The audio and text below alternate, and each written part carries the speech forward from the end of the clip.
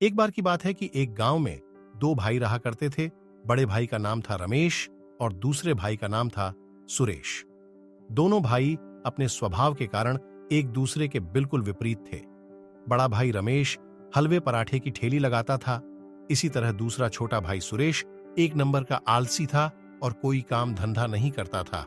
सुरेश बस जल्द से जल्द अमीर बनने के सपने देखा करता था।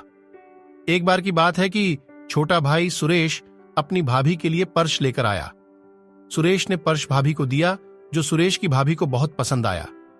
पर्स देखकर सुरेश की भाभी ने कहा, अरे तू तो कुछ कमाता भी नहीं है, फिर तेरे पास इतने पैसे कहां से आए? सुरेश बोला, भाभी जान, आप ये सब मत पूछा करो, मैं तो सिर्फ जुगाड़ करता हूं और इन जुगाड़ से मैं बहुत ही जल्दी अमीर बन जाऊंगा। यह सब बातें सुनकर सुरेश का बड़ा भाई रमेश बोला कि तू इन जुगाड़ों से भले ही अमीर बन जाए, पर ऐसे पैसों से कमाई गई तेरी अमीरी ज्यादा दिनों तक नहीं रहेगी। इतने में सुरेश बोला कि भाईजान, आप तो रहने दो, आप ईमानदारी से काम करते हो, लेकिन ईमानदारी से सिर्फ जरूरतें पूरी हो सकती हैं, अमीर बनने का सपना नहीं। इतना कहकर सुरेश हमेशा अपने बड्ढे भाई का मुंह बंद करा देता था। रमेश बाजार के बीच में हलवा पराठे की ठेली लगाता था। अली का बना हलवा अच्छी क्वालिटी का होता था, जिसके कारण ग्राहकों की भीड़ हमेशा ही रमेश के ठेले पर लगी रहती थी। लोगों को रमेश का बनाया हलवा इतना पसंद आता था कि लोग हलवा पैक कराकर अपने घर भी ले जाया करते थे।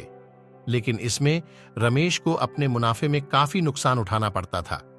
एक बार जब रमेश ने अपने पूरे महीने का हिसाब अपनी पत्नी लक्ष्मी को दिया, तो रमेश की पत्नी लक्ष्मी ने कहा कि इस बार का मुनाफे का हिसाब पिछले महीने के हिसाब से कम है। इस पर रमेश की पत्नी लक्ष्मी बोली कि ऐसे तो हमारा गुजारा नहीं चल पाएगा। तब रमेश बोला कि इस महीने तेल के दाम बढ़ चुके हैं, इसीलिए मुनाफा थोड़ा कम हुआ है। यह सुनकर लक्ष्मी बोली कि आप भी अपने हलवे और पराठे के दाम बढ़ा दीजिए, अच्छा मुनाफा होगा।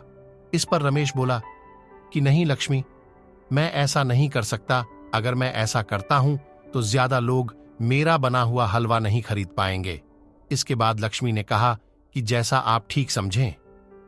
रमेश और लक्ष्मी की यह बातें रमेश का छोटा भाई सुरेश सुन रहा था।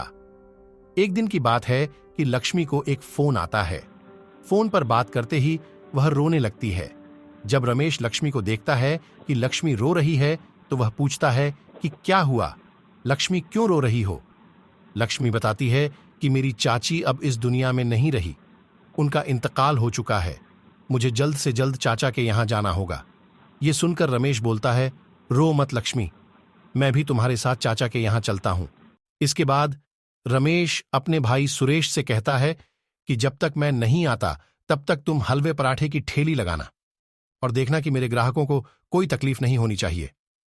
याद रखना कि मैं हलवा बनाने के लिए दुकान से महंगा और अच्छी गुणवत्ता का सामान खरीदता हूं, तुम सस्ते के चक्कर में मत पड़े रहना।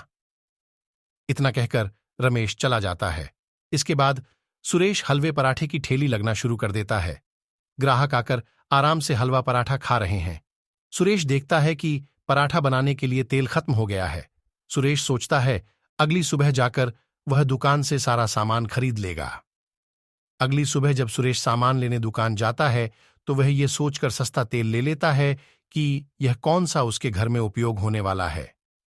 रोज की तरह लोग ठेले पर आकर हलवा पराठा खाने लगते हैं, लेकिन कुछ देर बाद दो ग्राहक आते हैं। हमने तुम्हारे यहां से हलवा खाया था और हमारी तबीयत खराब हो गई।